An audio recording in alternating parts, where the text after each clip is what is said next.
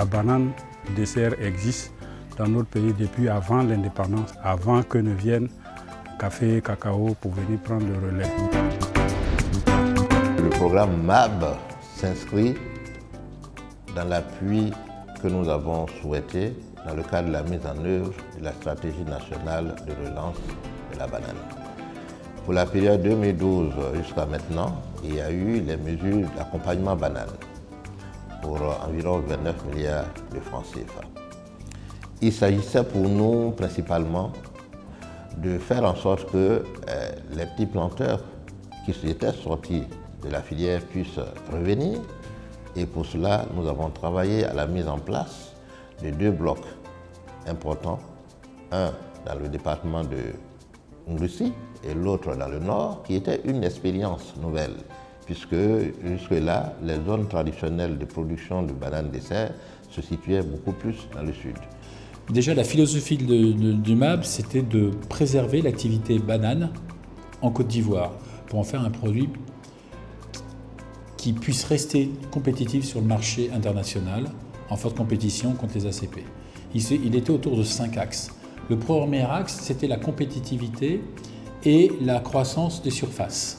Pour cela, nous, on a bénéficié de 300 hectares.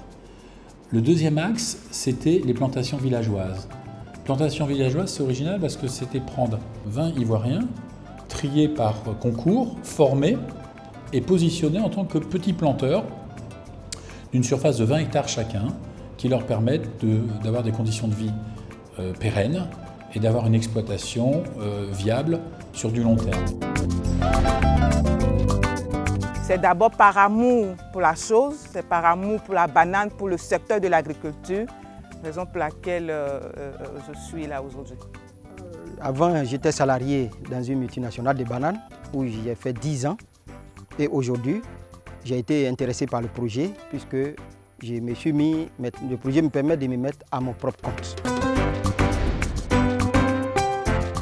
Depuis pratiquement 2 décennies, nous avons souhaité avoir l'appui de l'Union européenne qui a déjà aidé notre pays dans un premier temps pour faire un premier programme et le second qui a permis déjà même de passer de 200 à peu près de 250 000 tonnes de bananes à 500 000 tonnes pour nous classer comme meilleur pays producteur en Afrique.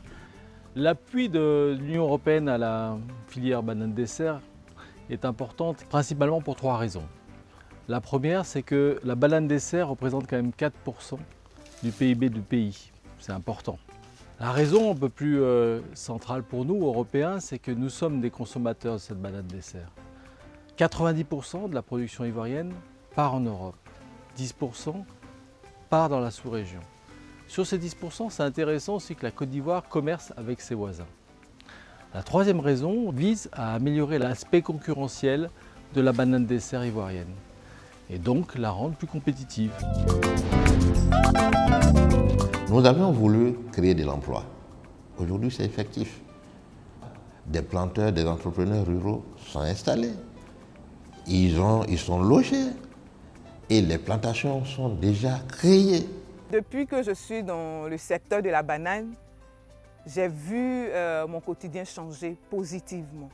Parce qu'ici, chaque planteur a une villa, nos enfants sont scolarisés, donc les conditions de vie sont très agréables. Les perspectives de cette filière sont dans l'élan qui a été lancé récemment, à savoir une responsabilité sociétale et environnementale plus grande. Mais aussi, c'est développer, aller au bout de cette logique-là. C'est quelque part développer une filière fair trade, c'est quelque part peut-être faire un peu plus de bio et de bio fair trade qui a une valeur ajoutée, mais c'est aussi appuyer le secteur privé ivoirien avec des petits entrepreneurs, des petites exploitations où des gens ont pu s'installer et vivre de leur travail.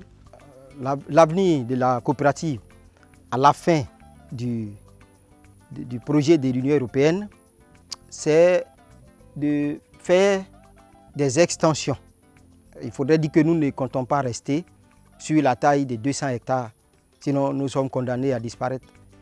Nos ambitions en tant que planteurs, c'est de voir ce projet se pérenniser.